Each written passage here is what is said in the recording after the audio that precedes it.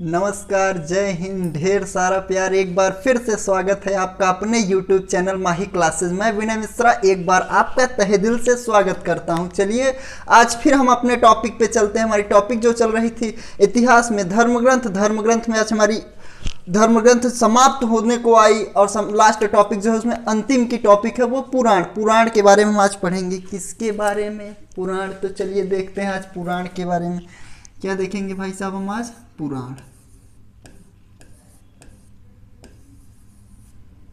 किसके बारे में देखेंगे? पुराण के बारे में।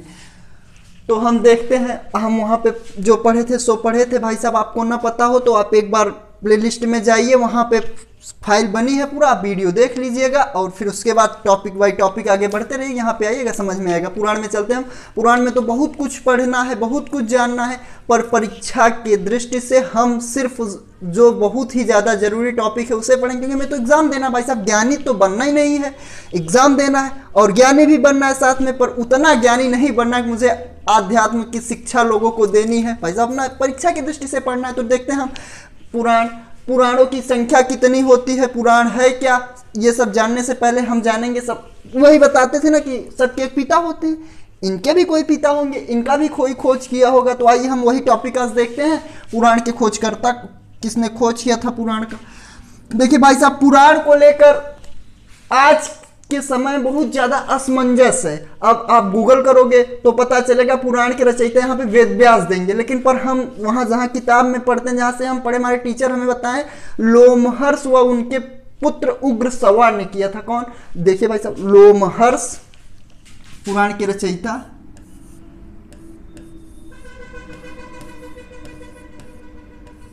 लोमहर्ष व इनके पुत्र, लोमहर्ष के पुत्र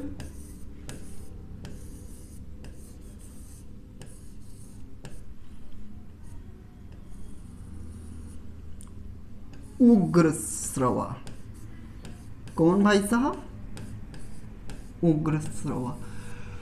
पुराण के खोजकर्ता लोमहर्ष व उनके पुत्र उग्रश्रवा ने किया था। अब हम पुराण पढ़ेंगे। पुराणों की संख्या कितनी है भाई साहब? पुराणों की संख्या देख लेते हैं कितनी। क्या आपको पता है? नहीं पता ना, कैसे पता होगा? अभी तो हमने बताया ही नहीं। अब पुराण की संख्या जो है भाई साहब वो कितनी है? पुराणों की संख्या, चलिए हमारे साथ बोलिए। पुराणों की संख्या 18। कितनी है? 18। पुराणों की संख्या 18 है। अब 18 हम आपको बता दें, बताना चाहे तो बता दें, पर हम जो पुराणों की संख्या 18 है, पर 18 पूरा कहीं नहीं पूछा जाता। परीक्षा की दृष्टि से 5 जो है बहुत ही ज्यादा जरूरी है। हमारा 5 कौन सा? 5। 18 में से 5 बहुत ज्यादा जरूरी है परीक्षा की दृष्टि से। अब पांचों में कौन कौन सा है? अब एक तो आप बहुत आसानी से जानते होंगे, बच्चा जानता होगा। एक पुराण वो श्रीमद् भागवत महापुराण है ना, भागवत महापुराण, वो तो बच्चा जानता है। इन 5 पुराण में जो है ये बहुत ही महत्वपूर्ण है, जिससे तो पहले आप जान लीजिए इजी है। भागवत महापुराण, श्रीमद् भागवत महापुराण, ये 5 जो महत्वपूर्ण पुराण है, 18 में से 5 जो बहुत ज्यादा जरूरी है। इन 5 पुराण में भाई साहब राजाओं के वंशावली का वर्णन पाया जाता है। इसमें बड़े बड़े राजाओं का वर्णन किया गया, इसीलिए ये 5 पुराण प्रमुख पुराण है। अब हाँ, बच्चा बोलेगा पंच पुराण प्रमुख है। पुराणों की संख्या तो भाई साहब 18। पुराणों के खोजकर्ता उग्रश्रवा, लोमहर्ष, उनके पुत्र उग्रश्रवा। बच्चा बोलेगा कि जो 5 प्रमुख पुराण है, विनय सर के अनुसार 5 पंच प्रमुख पुराण।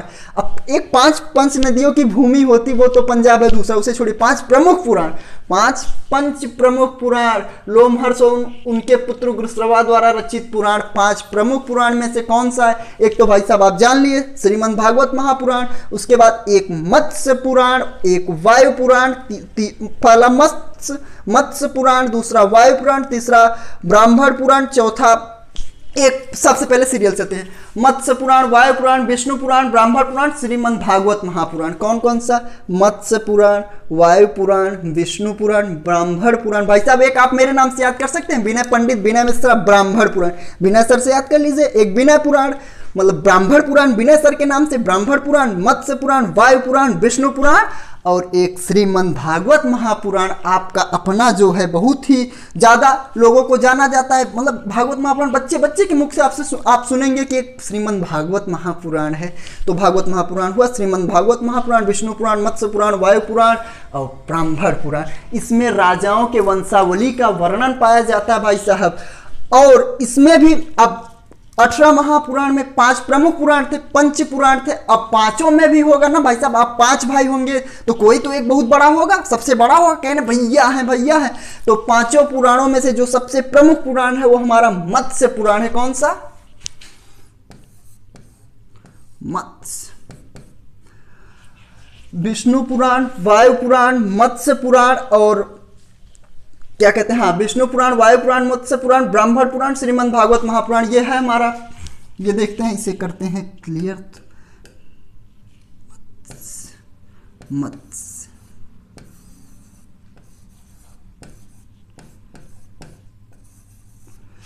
विष्णु, ये हो गया ना भाई साहब, पांचों पुराणों, 5 पंच प्रमुख पुराण को जाना। अब उसके बाद ये जानते हैं पांचों पुराणों में से सबसे प्रमुख पुराण कौन सा है? वो सबसे प्राचीन और सबसे पुराना, ये है हमारा मत्स्य पुराण।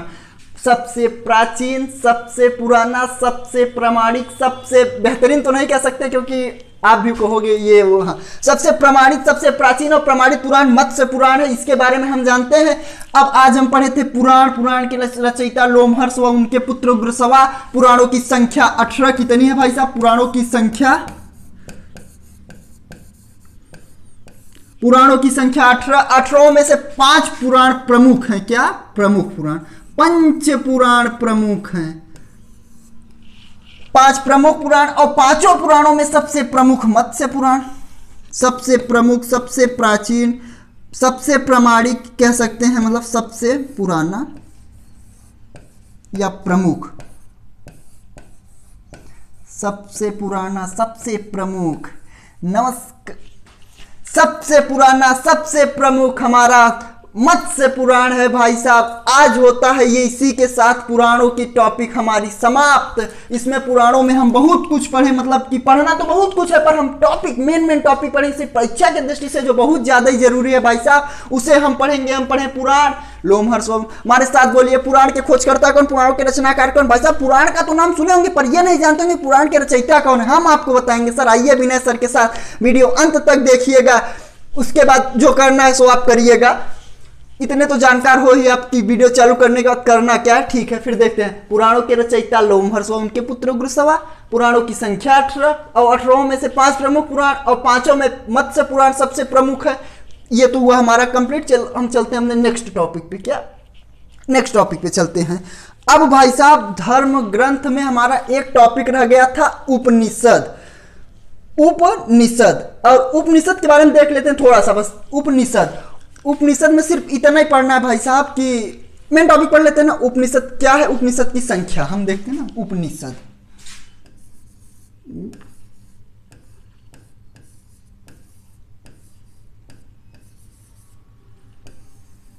उपनिषद, इसकी संख्या भाई साहब, संख्या क्या इसकी आपको पता है? नहीं पता है, हम बताते हैं ना आपको।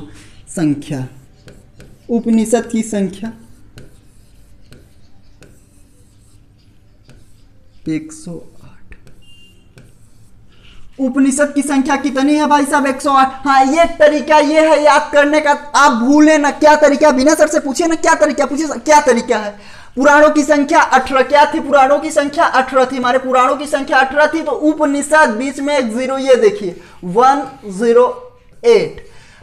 पुराणों ये याद नहीं होगा ना। उपनिषदों की संख्या 108, जिसे बहुत होता है ना, भूल जाते हैं ना। तो इसी तरीके से एक ट्रिक, पुराणों में एक 0 लगा देंगे बीच में। बड़े भाई छोटे भाई के बीच में बल्हे को बैठा दें, दुल्हा बल्हा बीच में बैठा जाता है ना। इधर बीवी इधर पति, बीच में बल्हा बैठ जाता है ना। उसी प्रकार से एक ये बल्हा ही समझिए, बैठा दीजिए इसे। एक 18 से 108 निकल के पुराणों की संख्या, उपनिषदों की संख्या कितनी है? 108। यह हुआ ना भाई साहब, ये आपको अच्छी जानकारी मिली ना। इसीलिए कहते हैं ना, बिना सर के साथ जुड़े रहे। तो चुट्टा क्या हंस रहा है? बहुत मजे आ रहा है तेरे को। यही कहते हैं ना, बिना सर के साथ जुड़े रहेंगे तो अच्छी अच्छी जानकारी आपको मिलती रहेगी। ये इधर बैठा ना स्टूडियो में, ये प्रशांत चुट्टा बोल रहा है, सर बहुत अच्छा टॉपिक आप बताएं, बहुत अच्छा ट्रिक बता दिया। चुट्टा चुप रहा, नहीं मारेंगे तुझे भी, चुप रहा। हाँ देखते हैं, अपने टॉपिक पे चलते हैं। उपनिषद की संख्या 108, यही टॉपिक है। परीक्षा में पूछ लेता है ना कि भाई साहब बताइए उपनिषद की संख्या कितनी है, तो अक्सर बच्चे भूल जाते हैं ना उपनिषद की संख्या कितनी। अरे बहुत सारे गधे बच्चे तो ये है एग्जाम दे के चले आते हैं, पता नहीं उपनिषद होता है क्या। उनसे पूछोगे उपनिषद की संख्या कितनी, सर ये ऑफलाइन क्लास जब हम चलाते हैं ना अपने ऑफलाइन क्लास में, बच्चे इसे पूछ सर ये उपनिषद भी कुछ होता है क्या। अरे चुट्टा तुम्हें क्या बताएं हम, खुद शर्मिंदा होना पड़ता है भाई साहब। इसलिए आप जिस ऑफलाइन क्लास में जाए आपको आपके टीचर को ना शर्मिंदा होना पड़े, इसलिए आप याद करिएगा महानुभाव। अच्छी जानकारी अगर आपको लगी तो वीडियो को फिर समझ रहे हैं ना, हाँ वो सब प्रक्रिया करते रहिएगा। बार बार बोलना अच्छा नहीं लगता ना, बच्चे थोड़ी ना हो स्मार्टफोन चला रहे हो। अगर हम आपको बार बार यही बोलेंगे कि चैनल को सब्सक्राइब कीजिएगा, वीडियो को शेयर कीजिएगा, वीडियो में कमेंट कीजिए, लाइक करिएगा, तो अच्छा लगता है। बार बार छोटे बच्चे को ना समझाया जाता है कि बेटा पढ़ क क ख ख, छोटे ना बच्चे को अच्छा लगता है। आप इतने बड़े हो और आपको हम बताएं नहीं अच्छा लगता। फिलहाल आप ज्ञानी हो, आप ध्यान दीजिएगा, जो करना है सो करिएगा। फिर हम चलते हैं अपने अगले टॉपिक पे। हम बात कर रहे थे, आज हमारा पुराण हुआ समाप्त। धर्म ग्रंथ की भाई साहब 70% से ज्यादा टॉपिक हो गई हमारी समाप्त। हम इतिहास में भारत का इतिहास पढ़ने, भारत के इतिहास में धर्म ग्रंथ पढ़ रहे थे। अब धर्म ग्रंथ पे हमने पढ़ा, वेद पढ़ा, पुराण पढ़ा, उपनिषद पढ़ा, और क्या पढ़ा भाई साहब बताइए। अब पढ़ाते पढ़ाते भूल जाते हैं ना बच्चों को क्या क्या पढ़ा। 4 टॉपिक हमने पढ़ी, वेद, वेदांग, उपनिषद, पुराण, चारों टॉपिक हमारा हुआ समाप्त। परीक्षा की दृष्टि वैसे तो पढ़ना बहुत था, लेकिन परीक्षा की दृष्टि से बहुत ही ज़्यादा जरूरी था, तो फिर हमने ये पढ़ा। चलिए हम अपने अगले टॉपिक पे चलते हैं। आपका अभी तक जुड़े रहने के लिए बहुत सा ज़्यादा आभार। अब देखिए बात आती है, आप लोग सुने होंगे राज तरिंगणी, नाम सुने राज तरिंगणी क्या? चलिए देख लेते हैं ये कहाँ से आएगा। राज तरिंगणी ये बहुत ज्यादा एग्जाम में अक्सर पूछता है, राज तरंगिणी है क्या भाई साहब, जानते हैं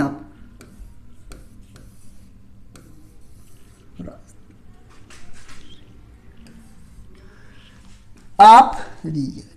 एक मिनट भाई साहब माफ करना, थोड़ा सा ये तार था बच गया ना। देखिए आप हमारे साथ जुड़े रहिए, आपको यहाँ से सारी सेट मिलेगी, यूपीपी, यूपीएसआई जैसे एग्जामों के लिए, यूपी ट्रिपल एससी, और हाँ आजकल पेट का जमाना चल रहा है ना, वो पेट का एग्जाम उसका भी तैयारी कराया जाएगी। यही सब ना पूछेगा, पेट में कहाँ ज्यादा पूछता है, यही सब पूछेगा। लेकिन जब आप देखेंगे तब ना आप जानेंगे। पता चला आप हवाई में उड़ रहे हैं तो कहाँ से कर पाएंगे, दूसरा अच्छा बाजी मार ले जाएगा। वही जो वीडियो देखेगा, जो पढ़ेगा सो बाजी मारेगा। इसलिए हम आपसे निवेदन करते हैं ना, वीडियो को पूरा देखिएगा और इसे एक कॉपी एक पेन लेके आप बैठ जाइए और पूरा टॉपिक बाय टॉपिक नोट करिएगा।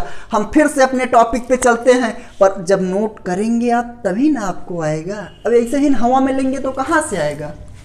राज तरंगिणी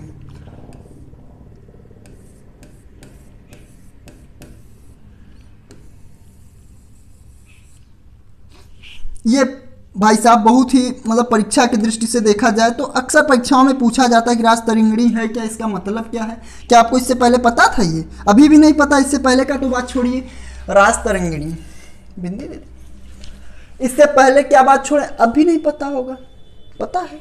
नहीं पता है? पता है तो बताइए, हम सुन रहे हैं, बताइए बताइए। नहीं पता है ना, अब पता होगा। बिना सर के साथ जुड़े रहिए, ऐसा ही बहुत कुछ टॉपिक परीक्षा की दृष्टि से पता चलेगा भाई साहब। ये राज तरंगिणी अर्थात, अच्छा राज तरंगिणी कुछ पता चल रहा है, इसे कहते थे राजाओं की नदी। क्या? राजाओं,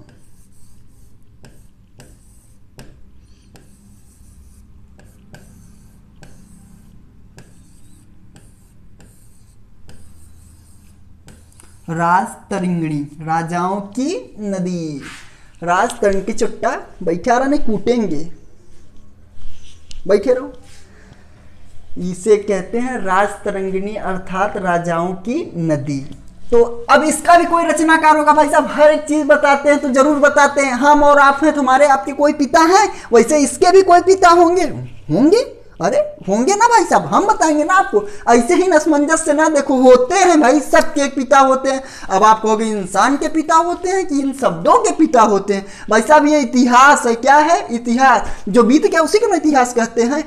इंग्लिश में कहते थे फ्यूचर पास्ट, इंग्लिश में फ्यूचर पास्ट प्रेजेंट करते थे। यहाँ पे इतिहास कहेंगे। क्या? पास्ट को इतिहास कहते हैं। चलिए देखते हैं, हमारा बीता हुआ कल ही इतिहास कहलाता है। ये राजतरंगिणी एक रचना है। ये किसके द्वारा लिखी गई? ये किसके द्वारा लिखी, पता है आपको? हाँ पता है ना, हम बताएंगे आपको किसके द्वारा लिखी गई है। पूरा दिख रहा है ना भाई साहब? ना दिख रहा हो तो बताइएगा, बगल लिख दें। दिख रहा है? हाँ, किसके द्वारा लिखी गई भाई साहब? एक कल्हड़ थे, कल्हड़ द्वारा लिखी गई राजतरंगिणी, उसकी अपनी एक पुस्तक है। कल्हड़ द्वारा लिखी गई राजतरंगिणी एक पुस्तक है जिसमें राजाओं के नदी का वर्णन किया गया। किसका? इस ग्रंथ में राजाओं के नदी के बारे में वर्णन किया गया, राजतरंगिणी। अब इस ग्रंथ में भाई साहब 8 सर्ग हैं। क्या? चलिए कलर बदल लेते हैं ताकि आपको समझ में आए। वैसे ही ना आप लोग मन नहीं लगाते, ये क्या? चलिए ठीक है, 8 सर्ग हैं।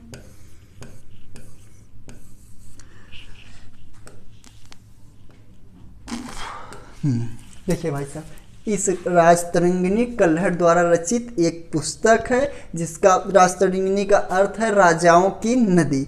और इस ग्रंथ में, इस पुस्तक में भाई साहब 8 सर्ग है जिन्हें तरंगों की संज्ञा दी गई। किसके? तरंगों की। भाई साहब इसे तरंगों की संज्ञा दी गई। क्या दी गई है? तरंगों की संज्ञा।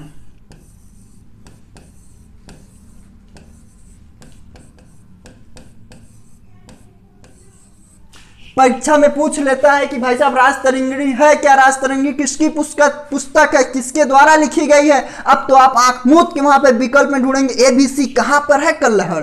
कल्हड़ द्वारा लिखी गई। ये एक आदमी थे राजतरंगिणी पुस्तक के रचयिता, कल्हड़। कल्हड़ राजतरंगिणी, राजतरंगिणी कल्हड़, याद है ना भाई साहब? हाँ, इसमें 8 सर्ग हैं, इसमें सर्गों की संख्या 8। तरंगों, इसे तरंगों की संज्ञा दी गई इसलिए राजतरंगिणी कहलाता है। तरंगों से तरंगिणी, क्या? तरंगों तरंगिणी। याद आ गया ना? राजतरंगिणी कल्हड़ द्वारा रचित राजाओं की नदी, 8 सर्ग। तो भाई साहब ये था एक राजतरंगिणी। ऐसे ही ना आपको बहुत कुछ बताई जाएगी। इब्न बतूता नाम सुने होंगे? आश्चर्य लग रहा है ना? नहीं लगेगा ना भाई साहब? आप वीडियो को पूरा देखिएगा, चैनल को सब्सक्राइब कीजिएगा, तब ना आपको नई नई जानकारी दी जाएगी यहाँ से। अब सब्सक्राइब ही नहीं करेंगे तो कितनी बार माही क्लासेस इंडिया प्रयागराज सर्च मार के देखेंगे वीडियो। जब आप चैनल को सब्सक्राइब करेंगे तो विनय सर का वीडियो अपलोड होता ही मान आपके पास नोटिफिकेशन जाएगा, तब ना आप रुचि उसमें दिखाएंगे। अरे अरे नहीं, देखना है, हमें एग्जाम देना है, हमें एग्जाम पास करना है, तब ना देखोगे। अब सब्सक्राइब ही नहीं किए तो नोटिफिकेशन कब वीडियो अपलोड हुआ, फिर क्या हुआ, कुछ पता ही नहीं चलेगा। तो आइए देखते हैं, राजतरंगिणी हमारा हो गया ना। ये एक प्रमुख टॉपिक थी भाई साहब, मजाक ना करो, हंसो ना, सीरियस में पढ़ो, हंसो ना, सीरियस में पढ़ो। हंसोगे तो आसपास वाले कुछ और ही सोचेंगे, बंदा वीडियो देख रहा है, उन्हें नहीं पता चलेगा कि ये विनय सर का वीडियो चल रहा है। भाई साहब हम भी गांव में रहते हैं ना, वो कहेंगे बस समझ लो किसका वीडियो चल रहा है। हंसो ना, कापी पेन लेके बैठो, तब लगेगा बच्चा पढ़ रहा है। बच्चा सिर्फ पढ़ेगा नहीं, बच्चा एग्जाम भी क्लियर करेगा। आने वाले समय में बच्चा तन पे अपने वर्दी लगा के आएगा। कब आएगा? जब विनय सर के साथ जुड़ेगा, तब ना लगा के आएगा। चलिए फिर आगे देखते हैं, अपने टॉपिक पे चलते हैं। ये टॉपिक हमारा हुआ समाप्त, फिर से ले लेते हैं एक नया पेज। ये टिक टक करके ना मिटाएंगे ना इसे, एक नए तरीके से। ये हुआ ना साहब? फिर देखते हैं, अपने अगले टॉपिक पे चलते हैं। कयंग यूर फैहान संयुग्न देवसेन, इन सब के बारे में हमें पढ़ना भाई साहब। अब इसके बाद कयंग यूर के बारे में सुने थे? नहीं सुने थे, कहाँ से सुनेंगे? अभी तो हमने बताया ही नहीं। बता रहे ना भाई साहब, इतिहास का एक नया रूप हम आपको देंगे। कब देंगे? जब आप हमारे साथ जुड़ेंगे। वीडियो को, चैनल को सब्सक्राइब कीजिएगा, वीडियो को ठोको लाइक। भाई साहब अगर राजतरंगिणी समझ में आ गई, लाइक ठोको, मार दो, डिस्प्ले से उड़ा जाए फोन का, ठोको ना लाइक। अब देखते हैं, फिर अपने अगले टॉपिक पे चलते हैं एक बार फिर से भाई साहब, जबरदस्त अंदाज में। यहाँ तक आप लोग आए महान भाव, तो आप मतलब ये तो पता चलता है कि आपके अंदर पढ़ने की रुचि है। यहाँ तक आपने वीडियो देखा तो जाहिर सी बात है आपके अंदर पढ़ने की रुचि है। आप लगे रहेंगे भाई साहब इस तरह, तो मैं लिखित गारंटी देता हूँ कि आपको एक दिन सफलता जरूर मिलेगी भाई साहब। इसी तरह एक वीडियो में ना सारे वीडियो को देखो भाई साहब, पढ़ो, एक कॉपी पेन ले लो, सब लिखो, सब नोट कर डालो, ऐसे ही कॉपी भर दो, फिर याद करो उसे। वीडियो देखेंगे तो खुद ही याद हो जाएगा यार, जहाँ 2-4 बार देखे तहाँ सब समझ में आ जाएगा। कब समझ में आएगा? जब ध्यान से देखोगे। पता चला पड़ोस कोई बैठी होगी CBSE वाली और वीडियो इधर चल रहा है, तब ना मजा आएगा? थोड़ी ना मजा आएगा। सिर्फ और सिर्फ वीडियो पे ईयरफोन कान में और वीडियो पूरा देखेंगे और लिखेंगे भी, समझेंगे भी, या स्क्रीनशॉट निकाल लेंगे। कॉपी पेन ना होगा तो SS निकालेंगे। क्या SS? नहीं टॉपिक में। ठीक है, अब अगले अपने पॉइंट पे। फिर से भाई साहब एक बार बता दें, कयंग यूर, तयंग यूर, इब्न बतूता, फैहान, संयुग्न, इन सब के बारे में जानना है। देवसेन के बारे में जानेंगे, देवसांग के बारे में जानेंगे, लेकिन कब जानेंगे? जब चैनल को सब्सक्राइब, वीडियो को लाइक करोगे तब ना। एक बार फिर से हम अपने टॉपिक में चलते हैं भाई साहब। इसी एक शायरी मैं आपको बता देता हूं कि जिंदगी में चाहे जो हो जाए, पर अपने हौसले के तर्कस में सक्सेस वाली बाण को जिंदा रखना कि हमें कुछ करना है। समझ में आया ना भाई साहब? कुछ करना है, ध्यान दीजिएगा, तब ना आगे बढ़ेंगे, नहीं तो कुछ नहीं। टॉपिक पे, फिर टॉपिक पे एक बार थक जाते हैं आपको समझाते समझाते। आप चैनल तो सब्सक्राइब करते नहीं हो, तो कैसे ही होगा? सब्सक्राइब करो, हम भी खुश रहेंगे ना, खुशी खुशी पढ़ाएंगे तब ना समझ में आएगा। चैनल सब्सक्राइब करो। अच्छा भाई साहब, समय बहुत हो गया। आप बताने जा रहे थे आज आपको कयंग यूर, तयंग यूर के बारे में, इब्न बतूता के बारे में। पर क्या है ना भाई साहब, आप सब्सक्राइब नहीं कर रहे हैं तो कुछ टेक्निकल प्रॉब्लम है हमारे पास। जब सब्सक्राइब करोगे तब वो सब दूर होता रहेगा। फिलहाल आज के लिए बस इतना ही। और पिछले वीडियो में आप हमारे साथ 13 शतक मारने के लिए आपका बहुत ज़्यादा आभार भाई साहब। जब ग्राउंड पे उतरता है, जब कोई भी क्रिकेटर ग्राउंड पे उतरता है तो उसे बस एक ही बात का डर रहता है, कहीं जीरो पे ना आउट हो जाए। लेकिन आप लोगों ने इतना ज़्यादा प्यार दिया, एक शतक, दोहरा शतक नहीं भाई साहब, 13 शतक मार दिया और चौथे शतक के करीब पहुंचा दिया भाई साहब। गर्व तो होगा ना, आप इतना ज़्यादा जो हमसे प्रेम करते हैं, बहुत ज़्यादा अच्छा लगा। बस इसी तरह प्रेम बनाए रखिएगा भाई साहब। वीडियो ऐसे ही लाइक करते रहिएगा, शेयर करते रहिए, ऐसे ही भी वॉचेस बढ़ाइएगा, मज़ा आता रहेगा भाई साहब, आप भी हम भी खुश। ठीक है, आज के लिए बस इतना ही। यहाँ तक जुड़े रहने के लिए आपका धन्यवाद, नमस्कार, ढेर सारा प्यार, बहुत ज़्यादा आभार। जितना ज़्यादा आभार व्यक्त करें कम है। ठीक है, कल फिर एक नए वीडियो लेकर, एक नए जोश के साथ, इसी समय इसी चैनल पे एक बार फिर से आपसे मुलाकात होगी। तब तक के लिए हाँ भाई साहब, हाँ प्रशांत बोलो। अच्छा, राधे राधे, प्रशांत बोल रहा है कि एक बार प्रेम से सर बोलिए राधे राधे। अरे भाई राधे राधे क्या, इतने अच्छे लोग जय श्री राम भी बोलेंगे। तब तक के लिए बहुत सारा प्यार, ढेर सारा नमस्कार, जय हिंद। फिर मिलेंगे अगले वीडियो में हम।